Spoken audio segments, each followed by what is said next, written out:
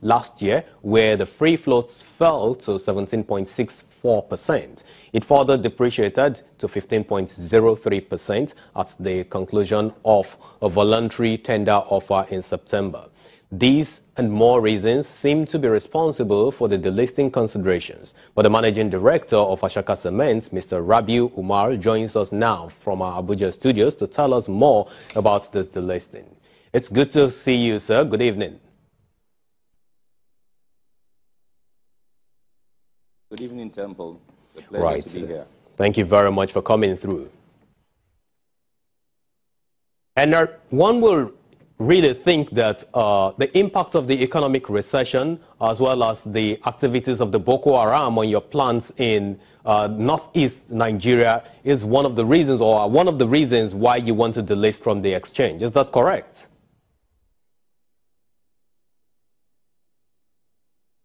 Well, that's not entirely correct. The process of delisting from the exchange was a decision taken by the board of directors of Ashaka and has nothing to do with the current economic situation, which we believe to be a temporary blip in the economy.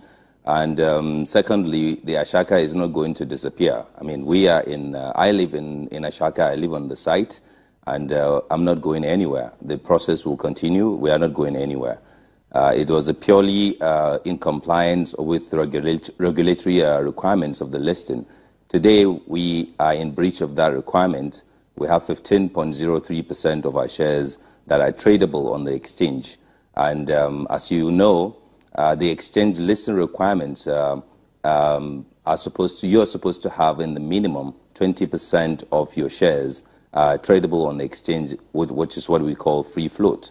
And that is purely the reason why the board of directors took a decision to take the voluntary delisting path. So there are two exit options for an average shareholder, especially the minority shareholders who have their shares just stagnant in the market there. What are these two options that you've created or you've made available for them?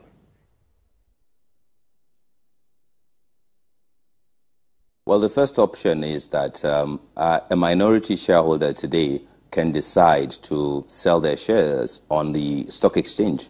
It's still an option until the the process of the delisting is completed. A shareholder has the right to sell their shares on the Nigerian Stock Exchange.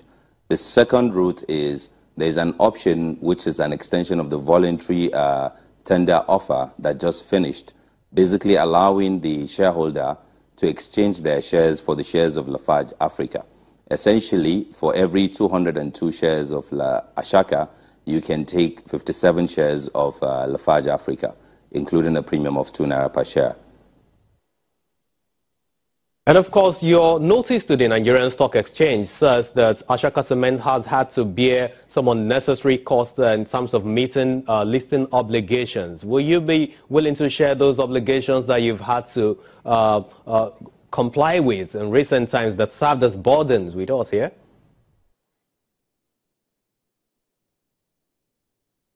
Well, basically, I mean, there are listed requirements in terms of filing reports, in terms of conducting meetings, in terms of having annual general meetings organized.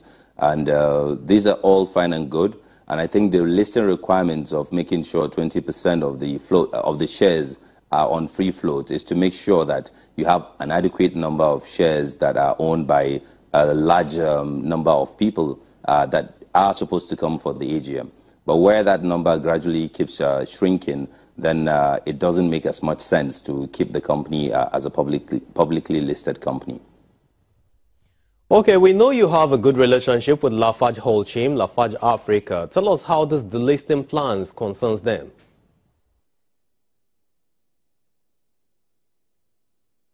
Well, basically, like I said earlier, this is purely an Ashaka Cement PLC decision.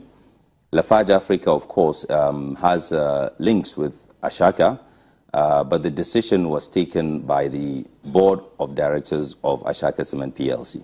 So therefore, there's really nothing I would say directly linking the two. Be as it may, it's true that Lafarge Africa owns a stake in Ashaka, but the decision was taken by the board of directors of Ashaka Cement.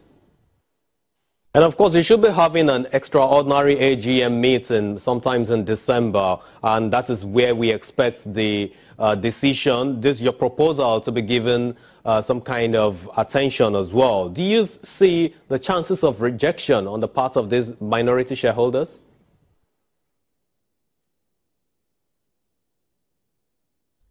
I think it's too early to tell. The basic thing here is that 3/4 of the ownership of the company needs to vote for the voluntary delisting to happen, and then the second part of it is we need to have the regulatory authorities approve it, and then there's a 90-day window within which people can still sell their shares, after which the company will be delisted. What will happen? I'm very positive that shareholders will see the reason why we're doing what we're doing. Is purely for the reasons that we have outlined, and there's nothing outside that is driving the process. Mr. Rabiu Umar, the Chief Executive and Managing Director at Ashaka Cement, thank you so very much for joining us on the program this evening. Now, the Egyptian exchange extended gains to the fourth consecutive week, gaining 5% week-on-week, as investors remain excited about the recent implementation of a flexible FX regime in that climb. The Kenyan NSE also added 0.8% week-on-week to remain where it is right now. And of course, you take a look at the screen, you see what other markets in the African region poses. The Johannesburg Stock Exchange returned 0.02% yesterday, Friday, and its week-to-date performance is in the green territory. The BRVM is about the only market that had a negative return yesterday, Friday, and its week-to-date is also in the negative territory, which is the red color. Capital Markets continues after this break.